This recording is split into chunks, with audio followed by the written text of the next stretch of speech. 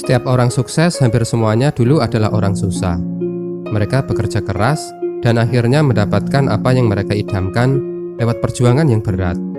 Salah satu contoh orang sukses itu adalah pendiri perusahaan raksasa Indonesia yang memproduksi air minum Aqua, yakni Pak Tirto Utomo. Dulu, beliau bekerja di perusahaan asing, sehingga bagi pria kelahiran 9 Maret 1930 itu, ia banyak menerima kunjungan tamu dari luar negeri. Nah, saat itu, ada sebuah kejadian yang membuatnya malu dan sedih. Karena ada salah seorang tamunya yang mengatakan bahwa ia mengalami diare. Penyebabnya karena ia meminum air putih yang disajikan. Pak Tirto pun kebingungan. Padahal menurutnya air itu bersih dan sehari-hari ia minum. Tidak ada masalah. Rekan-rekannya di kantor juga meminum air yang sama. Semuanya baik-baik saja. Mr. Tirto, the water that you give me make my stomach feel not comfortable. I think I'm not suitable with the water. Aku nggak cocok dengan airnya. My stomach feel krewes-krewes and I am dread man. Maklum saja, air minum yang disajikan pada saat itu adalah air tanah yang direbus secara tradisional. Untuk orang yang biasa meminumnya sih mungkin tidak masalah.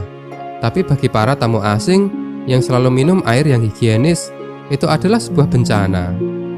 Dari sanalah Pak Tirto kemudian memiliki ide untuk menjual air minum dalam kemasan yang higienis dan sehat, bisa diminum oleh siapa saja.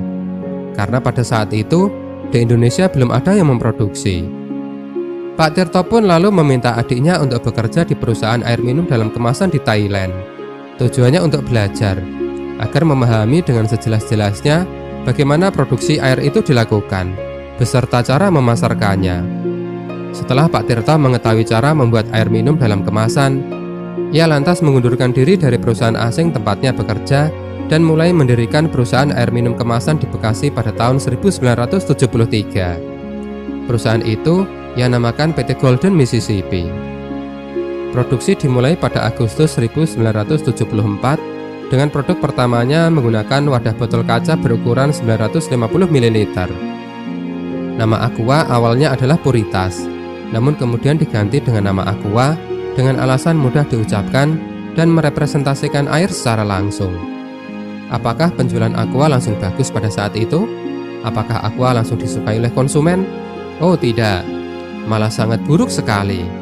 Pada saat itu, di Indonesia belum ada yang menjual air minum dalam kemasan, sehingga kehadiran Aqua tentu saja dianggap aneh oleh orang-orang. Kenapa kami harus membeli sesuatu yang bisa kami buat dengan mudah di rumah sendiri? Tanya orang-orang saat ditawari produk Aqua. Ini adalah produk yang konyol. Masa orang disuruh membeli air putih? Di rumah kan banyak. Kata orang yang lainnya lagi. Coba deh Aqua itu dibuat ada rasanya, kayak jeruk, mangga atau semangka. Pasti Aqua bakalan laris. Semua orang pada waktu itu tidak ada yang mau membeli Aqua. Semua strategi pemasaran yang dirancang oleh tim dari Aqua gagal total. Pasar Indonesia rupanya masih belum bisa menerima air minum dalam kemasan. Tahun berganti tapi nasib Aqua tidak juga berubah. Hingga 3 tahun lamanya, penjualan Aqua selalu memprihatinkan. Pak Tirto yang sudah giat bekerja siang dan malam, akhirnya menyerah. Ia sudah tidak kuat lagi, karena ia terus merugi. Uang yang ia keluarkan sudah banyak. Tapi Aqua sepertinya tidak menunjukkan gejala akan diterima pasar. Malah sering ditolak, dicibir, direndahkan, ditertawakan, dihina-hina. Banyak yang menyayangkan Pak Tirto yang keluar dari pekerjaannya hanya untuk berjualan air putih saja. Masa jualan kok air putih? Harapan Pak Tirto rupanya tidak seindah dengan kenyataan. Lalu sebuah ide gila pun dilakukan. Aqua akan dinaikkan harganya sampai 3 kali lipat dari harganya pada saat itu. Lah, masa dinaikkan? Dengan harga saat itu saja tidak laku, kok malah akan dinaikkan? Tapi ya udahlah, toh perusahaan juga akan ditutup kan? Nggak laku pun juga nggak apa-apa. Dan strategi lainnya, Aqua mengganti target pasarnya.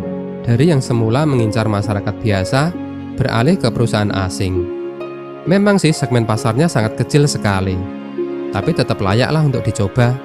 Karena waktu itu perusahaan asing juga cukup banyak kan di Jakarta, seperti perusahaan Korea, yang waktu itu sedang menangani proyek tol Jagorawi. Tidak disangka-sangka, penjualan Aqua malah naik pesat. Produknya diterima. Para karyawan perusahaan asing itu merasa lebih segar saat meminum air Aqua bila dibanding dengan meminum air rebusan seperti yang sudah-sudah.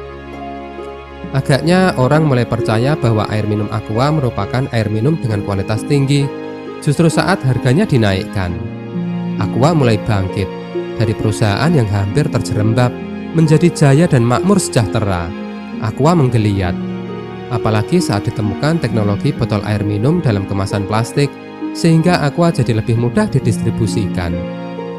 Seiring berjalannya waktu, Aqua menjadi standar air minum segar dan sehat. Ia dijual di restoran-restoran sampai ke tempat makan yang kecil, dari toko besar sampai ke warung di pinggir jalan, dari airport sampai ke terminal bus di pelosok desa. Aqua laris manis dan terjual di mana-mana. Pak Tirta Utomo meninggal pada tahun 1994. Namun semangat dan inspirasinya dan Aqua akan terus selalu ada dan menyegarkan kita semua.